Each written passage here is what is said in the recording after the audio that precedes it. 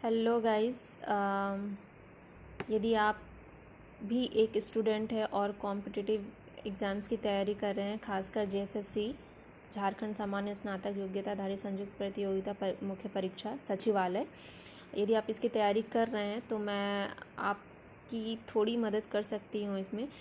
यदि आप पढ़ नहीं पा रहे हैं किताब लेकर तो मैं आपको यहाँ पे जो मॉडल सेट्स दिए हुए हैं कुछ इस तरह का इसमें है। मैं आपको हर एक मॉडल सेट रिवाइज़ करवाऊँगी जितना हो सकेगा। देखिए इतना ये सब मॉडल सेट्स दिया हुआ है, तो मैं चाहती हूँ कि आपको यदि ये वीडियो अच्छी लगे तो आप प्लीज़ इसे लाइक करना, नहीं अच्छी लगे तो मत करना। चलिए समय को वेस्ट ना करते हुए मैं आज का जो मॉडल प्रैक्टिस सेट 1 है उसे शुरू कर रही हूँ। और जो पहला दिख रहा है जैसे कि सामान्य अध्ययन, मैं आज इसके 30 क्वेश्चंस क्लियर करूँगी। बीच बीच में जहाँ लगेगा कि उसे थोड़ा डील करके बताना है तो मैं उसे बताऊँगी। तो आइए स्टार्ट करें। हाँ, यदि आपको कोई आंसर पहले से आता हो तो आप प्लीज़ बताएं। तो लेट्स स्टार्ट। पहला है आगा खान कप किस खेल से संबंधित है? ऑप्शन दिया हुआ squash, hockey, lawn tennis, cricket. तो मुझे लगता है कि यह जो प्रश्न है काफ़ी लोग पढ़ चुके होंगे, पहले भी तैयारी यदि कर रहे होंगे तो, और इसका सही आंसर हॉकी होगा।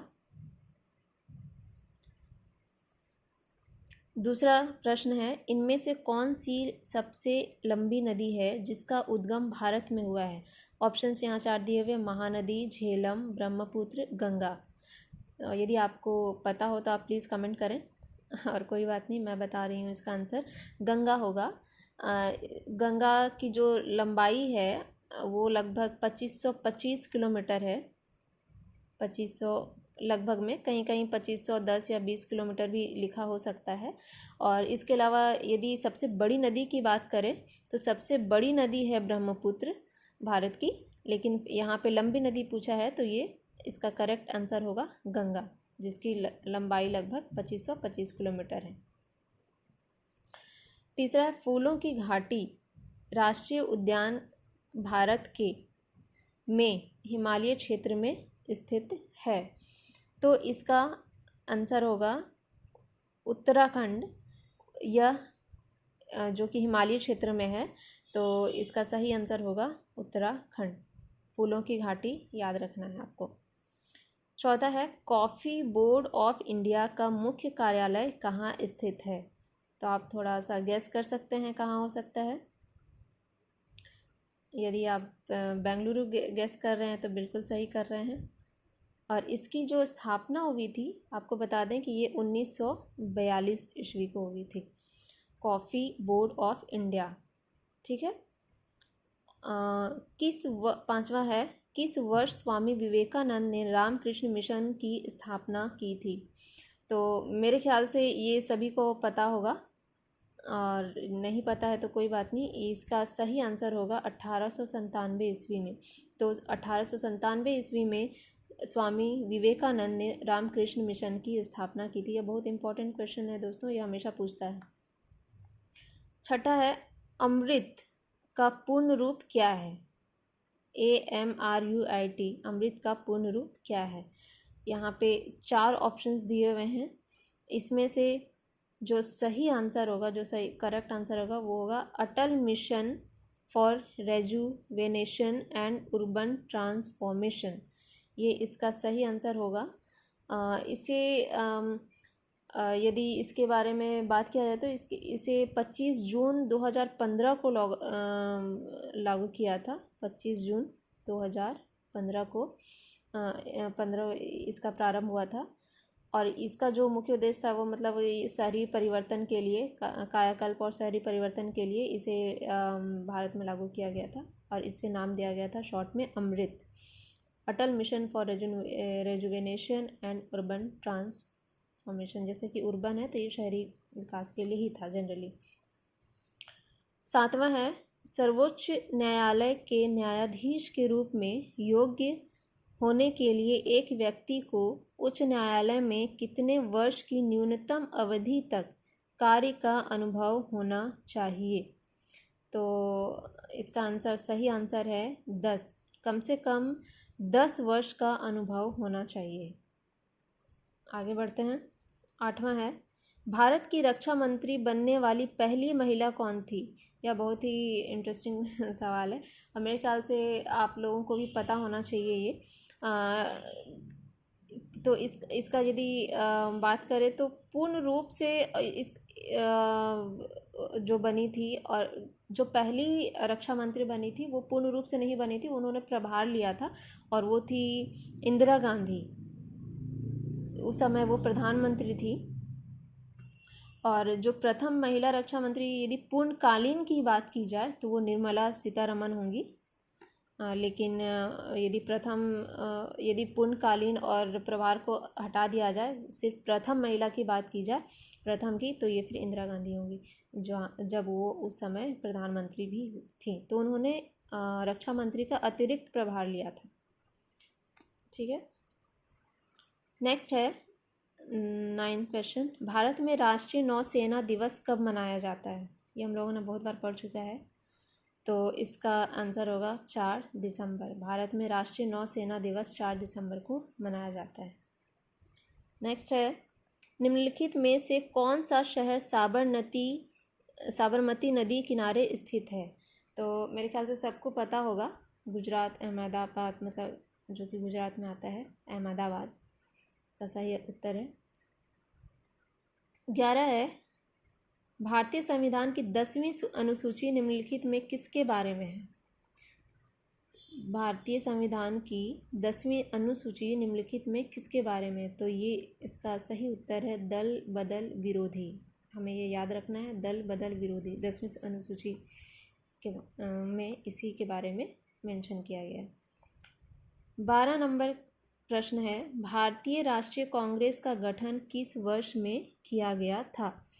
तो हम लोग ये बच्चे से ही पढ़ते आ रहे हैं। तो 1885 में भारतीय राष्ट्रीय कांग्रेस का गठन हुआ था। और हम ये भी बता दें आपको कि ये जो गठन किया गया था A.O. ह्यूम द्वारा किया गया था और इसका गठन बम्बई में हुआ था। उस समय बम्बई बोला जाता था, मुंबई नहीं। और प्रथम अध्यक्ष जो उसके थे वो व्योमेश चंद्र बैनर्जी थे। भारतीय राष्ट्रीय कांग्रेस के जो प्रथम अध्यक्ष बने थे वो व्योमेश चंद्र बैनर्जी बने थे।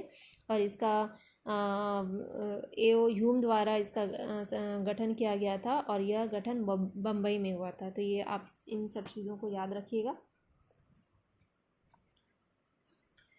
13 नंबर प्रश्न है, कथकली भारतीय शास्त्रीय नृत्य नाटक का एक रूप है जिसका आरंभ भारतीय राज्य में हुआ था। तो इसका आरंभ कहाँ हुआ था? आप में से कोई गेस करके बताएं। तो इसका सही उत्तर है केरल। तो ये हमें याद रखना है। 14 नंबर, भारतीय संविधान के अनुसार अटॉर्नी जनरल का कार्यकाल कितने वर्षों का होता है? तो इसका कोई टाइम लिमिट नहीं होता है, यह अनिश्चित समय के लिए होता है। तो ये इसका सही उत्तर होगा अनिश्चित। 15, किसी भारतीय राज्य की प्रथम महिला राज्यपाल कौन थी? किसी भारतीय राज्य की प्रथम महिला राज्यपाल कौन थी? तो इसका सही आंसर होगा श्रीमती सरोजनी नायडू। और ये कहाँ की राज्यपाल थी? तो आपको बता दें, यह यूपी मतलब उत्तर प्रदेश की पहली महिला राज्यपाल, उत्तर प्रदेश की राज्यपाल बनी थी, लेकिन ये भारत की पहली प्रथम महिला राज्यपाल थी किसी भी राज्य की। अगला प्रश्न है, अमिताभ घोष को किस भाषा क्षेत्र में काम करने के लिए ज्ञानपीठ पुरस्कार मिला था? तो भाषा क्षेत्र है, तो इनको अंग्रेजी माध्यम के लिए में इन्हें ज्ञानपीठ पुरस्कार मिला था। और आपको बता दें कि यह पुरस्कार उन्हें 2018 में मिला था, 2018 में। और ये जो ज्ञानपीठ पुरस्कार होता है ये भारत में साहित्य क्षेत्र का सबसे मतलब सर्वोच्च पुरस्कार है। ये भी हमें ध्यान रखना है कि भारत में साहित्य क्षेत्र का सर्वोच्च पुरस्कार ज्ञानपीठ पुरस्कार को बोला जाता है, और इसे अंग्रेजी में दिया गया था अमिताभ घोष को 2018 में।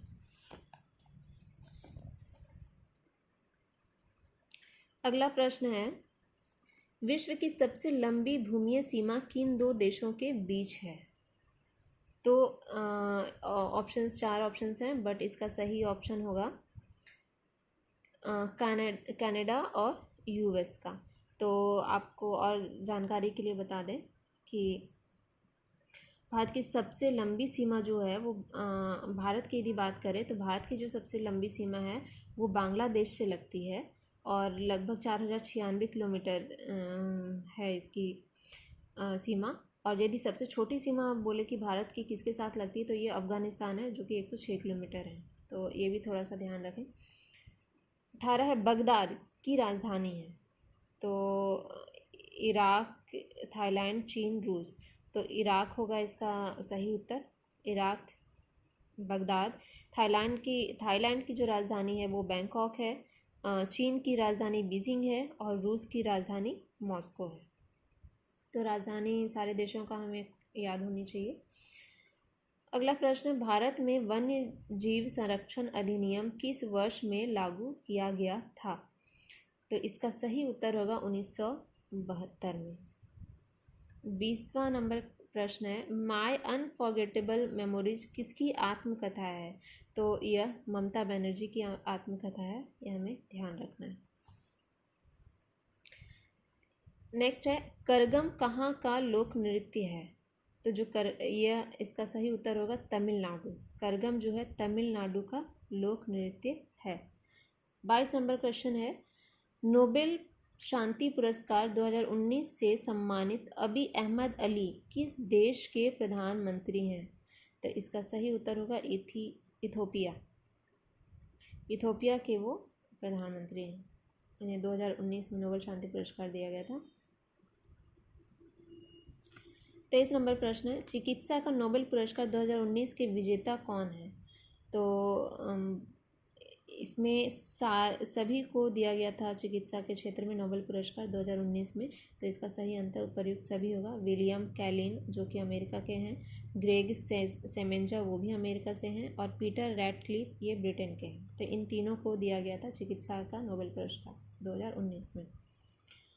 24 नंबर प्रश्न, अंतर्राष्ट्रीय क्रिकेट परिषद जिसे हमें आईसीसी कहते हैं कि टूर्नामेंट की पहली महिला मैच रेफरी बनने का श्रेय किसे प्राप्त हुआ है? यह बहुत ही अच्छा क्वेश्चन है।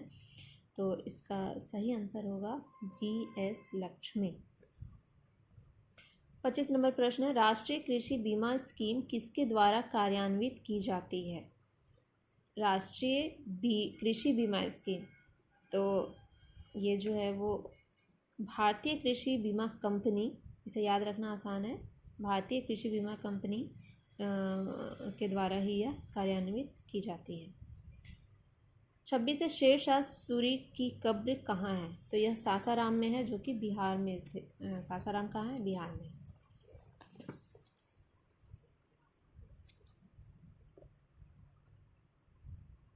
अगला प्रश्न है,